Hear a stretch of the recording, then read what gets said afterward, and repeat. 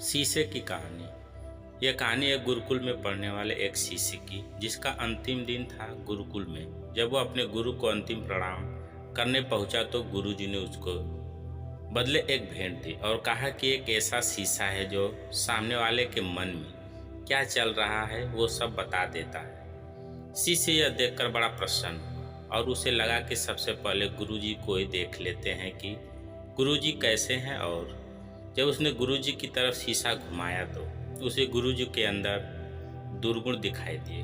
उनमें क्रोध, द्वेष, अहंकार बचा हुआ है और वह गुरुजी थे। कुछ बोला नहीं और प्रणाम कर भेंट लेकर निकल लिया। जब वह शिष्य वहां से बाहर आया और सोचने लगा कि कैसे गुरु हैं, इनको मैंने अपना मार्गदर्शन माना है और इनके अंदर ही अवगुण बचे हुए और उन्होंने उन अवगुणों को अब तक खत्म नहीं किया और इनमें बहुत बुराइयां बची हुई हैं। रास्ते में उसे जब अपना दोस्त मिला तब उसे लगा कि दोस्त परीक्षा ले लेते हैं। उसके पास ऐसा शीशा था जो सामने वाले के मन में क्या चल रहा है वो आसानी से पता कर सकता था। तब उसने अपने दोस्त को उस शीशे को देखने को बोल दिया और देखा कि दोस्त के अंदर भी बहुत सारे अवगुण हैं। उसका भरोसा टूट गया दोस्त से भी और आगे बढ़ा तो एक रिश्तेदार दिखाई दिए। तब उसे लगा कि चलो इनका भी हाल जान लेते हैं। उनको भी शीशा दिखाया और तभी शिष्य उनके मन के भाव पढ़ लिए कि रिश्तेदार में भी कमियां हैं। अब उस शिष्य का भरोसा धीरे धीरे संसार से उठने लगा और कहने लगा कि गुरुजी, दोस्त और रिश्तेदार में कमियां हैं। अब वो शिष्य अपने घर की तरफ आ चुका था और जब घर की तरफ बढ़ने लगा तब सोचने लगा कि माँ और पिताजी में कोई दुर्गुण नहीं होंगे और वो निर्मल होंगे। मेरे पिताजी तो बड़े प्रतिष्ठित हैं और समाज में बड़ी प्रतिष्ठा है उनकी और सब माँ को देवतुल्य मानते हैं। शिष्य घर पर जब गया तो पिताजी को सबसे पहले शीशा दिखाया और पिताजी में भी उसको अवगुण दिखाई दिए और माताजी को दिखाया, उनमें भी कमियां दिखाई दी। अब शिष्य का भरोसा ही टूट चुका था।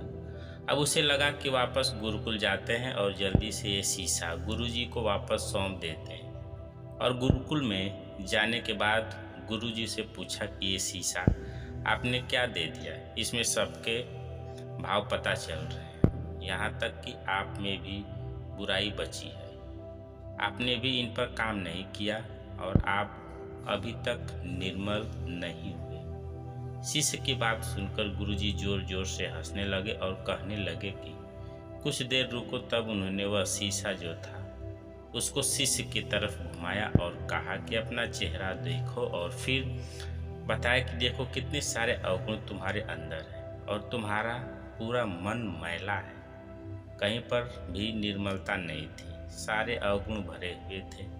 तब गुरुजी ने शिष्य से कहा कि ये शीशा तुम्हें इसलिए दिया था कि तुम अपने आप को देखो और अपनी बुराई और अवगुणों को नष्ट करो और एक अच्छे इंसान बनो। और तुमने पूरा दिन निकाल दिया कि इसमें क्या भरा हुआ है, जबकि ये नहीं देखा कि मेरे अंदर कितनी बुराई भरी है। कहानी से सीख, हमने सबसे पहले अपने अंदर के अवगुणों को खत्म करना है। ऐसा करने पर दुनिया अपने आप निर्मल बन जाएगी।